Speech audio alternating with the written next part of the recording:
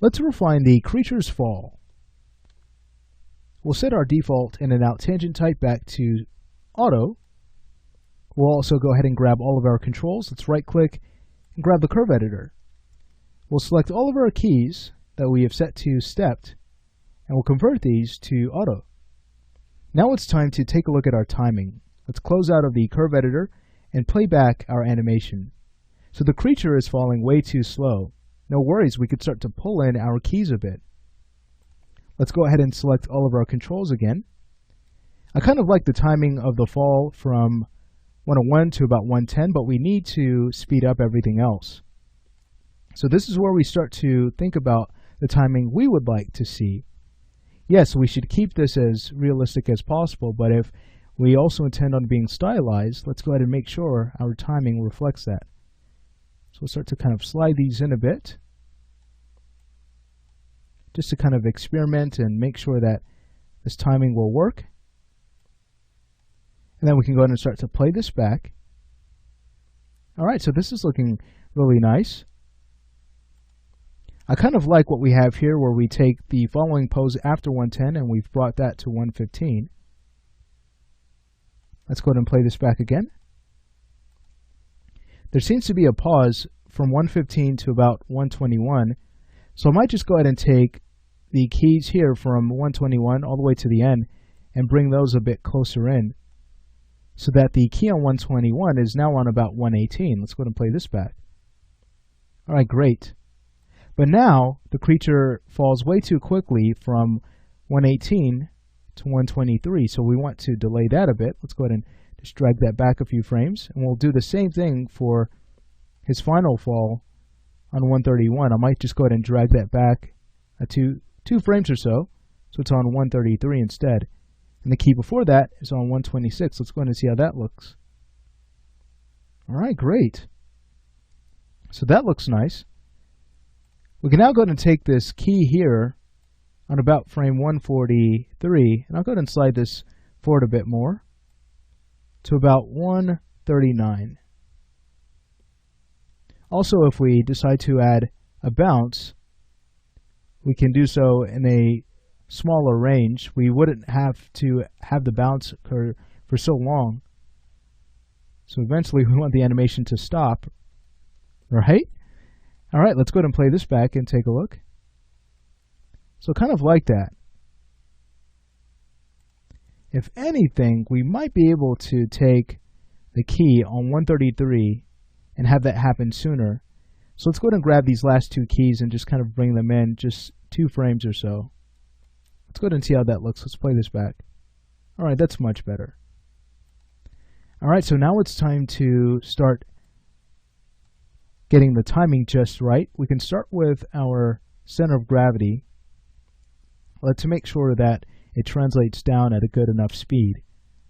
So with that selected, we'll right click and grab our curve editor and take a look at our position Z axis. So here's what we can do. We can basically take this keyframe on 118 and we should be able to drop that down just a bit more. And then we can go ahead and take this pose here on about 126 and we could have that happen sooner. Here's why. You can see how the function curve flows, and in order for him to fall at a good enough speed from about 110 to 126, we just need to make sure that this pose on 126 happens a bit sooner so that the F curve flows nicely. So we don't want this kind of hiccup we have here unless there needs to be a bit of a hold. But even still, he should fall a bit faster than what we had on 126. Let's go ahead and play this back. I'll minimize the curve editor. Much nicer. So now we're starting to get a feeling of weight in that fall. Now remember, we can add some fast follow-through and overlapping action by taking, let's say, the head control, and we can go ahead and delay that a few frames. So we'll go ahead and grab the keys in between, and we'll delay those just a few frames back. Let's say about 3 frames. Let's take a look at that. We'll hit play. So now you can see that there's a bit of a drag. And to push this even more, what we could do here is go to the beginning of the animation and make sure that the head does not move in the same direction as the neck, not until we start to get closer to the other keys.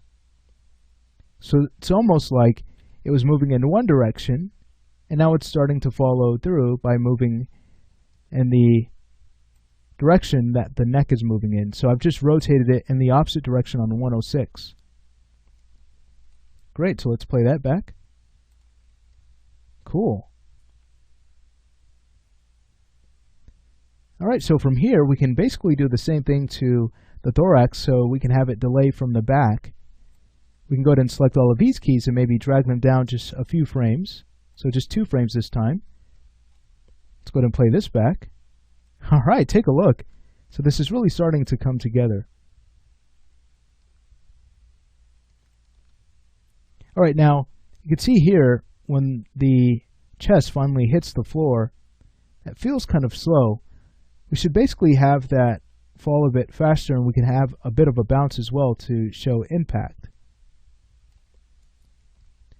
So let's say we do this as it starts to fall. Let's say we go to about 125. We're going to go ahead and create a key here. Now we could have it fall a bit faster. So we'll go ahead and take this pose on 128. Let's bring that to 127. And now, a few frames after that, we'll add a bounce. We'll go to about 130. We'll go ahead and rotate it up. And then it falls. Let's go ahead and play this back. Great. Now, for that to be a little bit more noticeable, we can go ahead and add the same type of bounce to the back control. So let's say we go ahead and take our pose here on 126, and let's have that happen a bit sooner. Alright, now we can go to about 127 and rotate the back back. We'll go to about 129 and rotate it up. And then we'll have it fall on about 131. We can go ahead and leave that key there. Let's go ahead and play that back. Okay, great. Now it looks a bit poppy, so I might just go ahead and take the key on 129 and 131 and just add a delay here. We'll just go ahead and drag that back just a bit. Great. Now to smooth this out a bit more, we can take our neck control and we can add a bit of a delay with it. So here's how this will look when the back finally hits the floor on 127. This is where we'll add a key. And then as it starts to come up, we'll want to rotate the neck down for a bit of drag. As it starts to come back up, we'll take this key on 131 and want to delay it, maybe to about 132. And then on 134, we can have it fall. So watch this. When we play this back, we have this really nice bounce now. So these are some techniques we cover in our character interaction tutorial as well as our polishing techniques course, just so we can truly have a sense of energy going through the body and we can have a realistic bounce. So we can most certainly take this a step further, but this is just an idea here. We also want to keep track of our arcs and things like that, so we can go ahead and take our arm control. We can Alt-right click and choose Show Trajectory. Let's go ahead and take a look at the motion here. So it looks like we can go ahead and take the key on 115 and bring that to 114, but then we can adjust this pose, kind of bringing that in a bit more. So we get a better arc, and then as it starts to fall forward, we might be able to take this pose on 122 and just bring that up a bit more for a smoother flowing arc. And then on 126, I'd like to kind of pull that in a bit so it happens sooner. And then we could do the same thing on 131. We can take that key and bring that in a bit more so it happens sooner, so that weight hits a bit faster. Let's now go ahead and take the elbow and drop that on 131. It's up way too high. Very cool. So when we play this back, here's what we end up with. Feel free to add a bit of a bounce to that arm as it hits. So when it hits on 128, we can bring it up on 130 just a bit higher. And then we can go ahead and have it fall, let's say on 132. Let's just go ahead and translate that arm down. Great. And since this is our down pose on 132, let's go ahead and make sure we transfer this all the way over to our key on frame 137, which is the end of the animation. Let's go ahead and play that back. All right, very nice. So you get the idea here. We're just basically going in and kind of refining things and solidifying our poses so it looks realistic. Let's go ahead and take a look at this right leg at the front. You can see how it kind of starts sliding back because we don't have a pose here to lock it down on 110.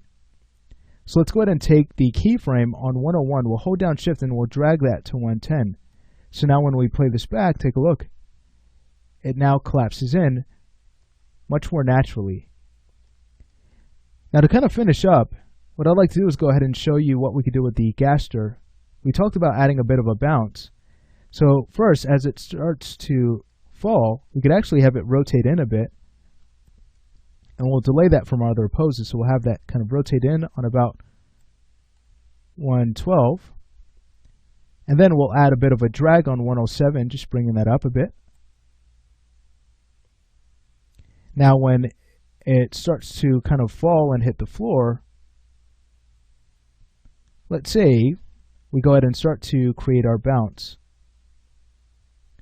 So on 121, we can go ahead and rotate that down and over. But then, a few frames after that, in about frame 124, we'll go ahead and rotate it up. And then it bounces on 126, so that's nice. We can have another bounce added. So go to about frame 129, and we'll go ahead and lift it up a bit. And then it'll come down again on 131, but I think that's happening a bit too fast. We need to think about the weight of this object. So I might go ahead and take this pose on 131 and bring it to 132. So when we play this back, here's what we end up with, a nice little bounce. Cool stuff.